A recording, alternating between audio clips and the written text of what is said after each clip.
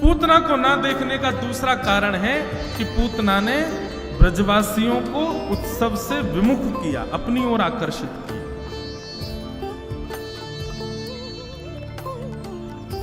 ये दो कारण, और कई सारे कारण बताए जाते हैं कि ठाकुर जी ने पूतना को क्यों नहीं देखा, पर ये दो प्रमुख हैं।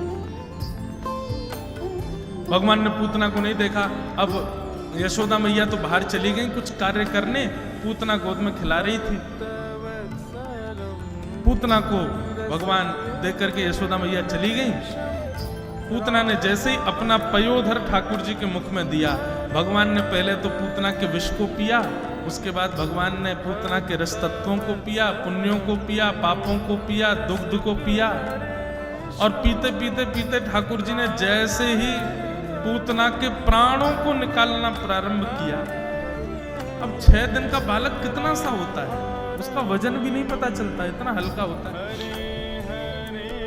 लेकिन 6 दिन के ठाकुर जी के नन्हे नन्हे से हाथों ने गाढ़म कराभ्याम ऐसा कसकर के पकड़ा पूतना को, और ठाकुर जी ने जैसे प्राण पीने प्रारंभ किए, घबराहट होने लगी पूतना। ठाकुर जी को पकड़ करके थोड़ा सा दूर करने लगी तो ठाकुर जी तो महाराज छोड़े ही नहीं पूतना। गाढ़म कराभ्याम भगवान प्रपिट्य तत् प्राणै शमम रोष समन्वितो विवत्। ठाकुर जी उसके प्राण पीने लगे, और जैसे ही भगवान ने प्राण पीना प्रारंभ किया, व्याकुल हो गई, भयभीत हो गई पूतना, अपने वास्तविक रूप में आने लगी। विशाल विकराल भयभीत रूप उसका प्रकट होने लगा। सामुंच मुंचाल मित प्रभाषणी, अरे बालक छोड़, अरे बालक छोड़ कह करके ठाकुर जी को दूर करने लगे, लेकिन ठाकुर जी ने छोड़ा नहीं पूतना। जैसे ही प्राण निकलने लगे अपने वास्तविक रूप में आ गए। यही होता है, कितनी भी सुंदरता हो या कितने भी अच्छे बन ले हम, पर प्राण जब निकलते हैं तो वास्तविक रूप में आ जाते हैं। पूतना कहने लगी, अरे बालक छोड़, अरे बालक छोड़। ठाकुर जी ने थोड़ा सा मुख पयोधर से दूर किया, और 6 दिन के गोपाल जी बोले, मौसी जी अब तो हम ठिकाने लगा के छोड़ेंगे। 6 दिन का बालक बोलता है, ये देखते ही पूतना तो घबरा गई, और पूरे प्राण निकाल करके भगवान ने पूतना का वध कर दिया। बोलो पूतना मर्दन भगवान ने पूतना का वध किया।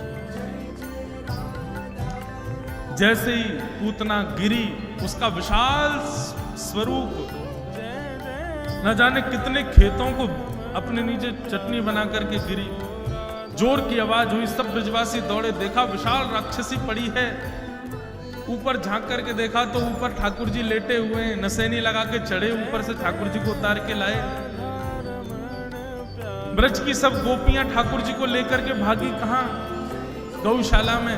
गौशाला में जाकर के भगवान को गाय की पूंछ से झाड़ा दिया, गौरज भगवान के 12 अंगों में लगाई, और गौमूत्र से स्नान कराया कि ठाकुर जी को कोई अला बलाएं नहीं लग जाए, ठाकुर जी को कोई नजर गुजर नहीं लगी हो। और ये राक्षसी थी, पता नहीं कैसी दृष्टि होगी उसकी।